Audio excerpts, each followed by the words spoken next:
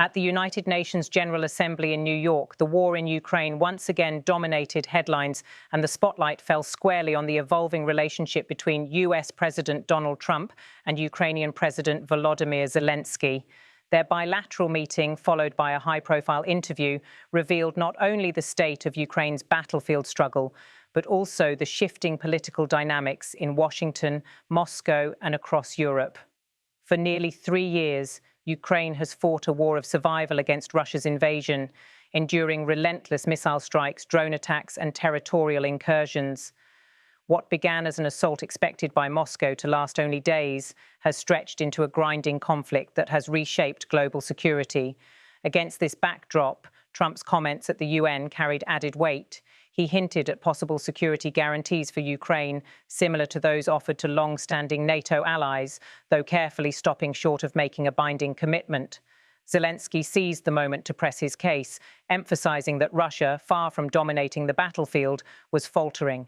He pointed to recent counter-offensives, including the recapture of 360 kilometers of territory in September, as proof that Ukraine was not only resisting but regaining ground. It's not a big victory, he admitted, but it means we are not losing.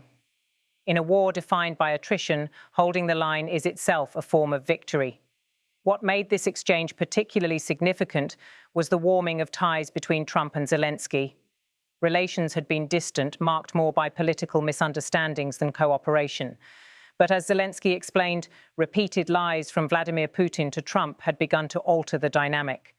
For Zelensky, credibility was a weapon, and he was determined to show that Kyiv, not Moscow, could be trusted as a partner. Trump himself appeared to signal a shift. In a post on Truth Social following their meeting, he suggested that Ukraine, with time, patience, and European and NATO backing, could indeed restore its original borders. For Trump, who has often questioned America's commitments abroad, such language was unexpected, and for Zelensky, it was a welcome surprise. The Ukrainian leader described it as very positive signals and said he now believed the United States was prepared to stand with Ukraine to the very end of the war. Yet behind the optimistic words lay hard realities. Zelensky pressed for greater pressure on Putin, lamenting that European sanctions were not enough. He called for tougher restrictions targeting Russia's energy networks, financial systems, and banking infrastructure. The logic was clear. Without suffocating Russia's war economy, battlefield victories would remain fragile. Trump, according to Zelensky, understood this need for escalation in sanctions. The backdrop to their meeting was troubling. Since Trump and Putin's encounter in Alaska, Russian strikes in Ukraine had escalated dramatically. More than 500 civilian casualties, over 2,000 drone attacks, and thousands of armed clashes underscored the war's intensification. Zelensky argued that Putin exploited such summits for propaganda, using images with American leaders to project strength at home, while in reality refusing to negotiate in good faith. This duality, Trump's attempt at diplomacy and Putin's manipulation of appearances, has become a recurring pattern. For Ukraine, it means navigating not only military fronts, but also political theatres, where perception shapes momentum as much as artillery. Meanwhile, Putin's provocations extended beyond Ukraine's borders. Russian jets violated Estonian airspace, drones crossed into Poland, and incursions spread into other NATO territories. Trump's response at the UN was blunt. NATO allies should shoot down those planes and drones. For Zelensky, these actions were more than warnings. They were strategic probes designed to test NATO's defences and reveal weaknesses. Russia, battle-hardened from more than a decade of warfare, sought to exploit Europe's lack of readiness. In Zelensky's analysis, Putin had no intention of stopping.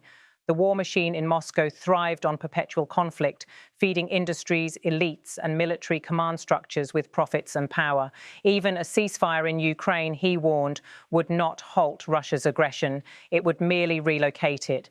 That is why Zelensky repeatedly emphasized the urgency of international pressure, urging Trump and other leaders to push China and India toward greater opposition to Moscow. But the diplomatic path remained uncertain.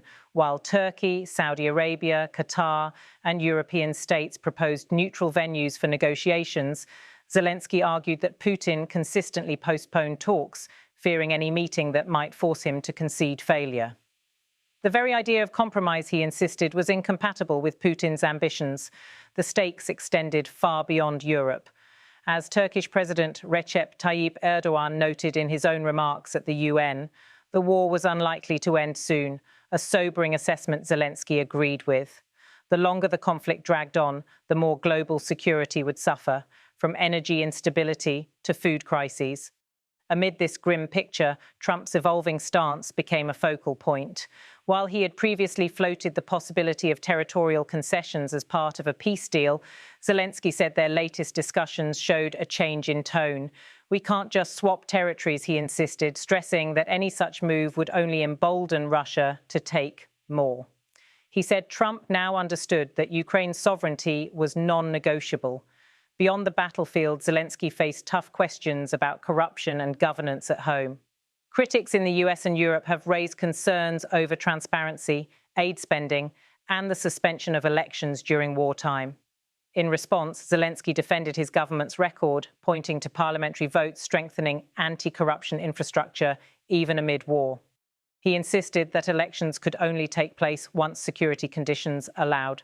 Through it all, Zelensky returned to a central theme: resilience. After 43 months of war, with tens of thousands of casualties and millions displaced, Ukraine remained defiant. The cost was immense, but the alternative, defeat, was unthinkable. We can't lose, he said plainly. Otherwise, we will lose our independence. For Trump, the UN moment was an opportunity to project leadership at a time when global fault lines are deepening.